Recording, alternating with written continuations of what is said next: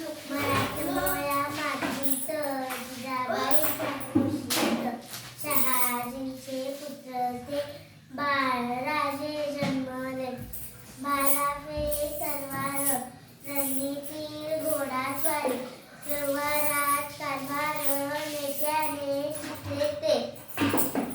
रायसरांच्या मंदिरी तातीला चौघडी वय वर्ष 16वे स्वराज्य प्रण घेतले. रायगड राजगड विशाळगड सिंहगड मावळ्यांच्या साथीने कित्येक किल्ले जिंकले.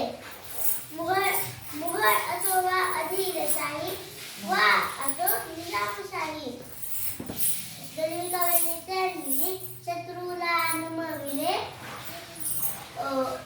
कल्याणकारी न्यायप्रिय आश्वासक राजे ते.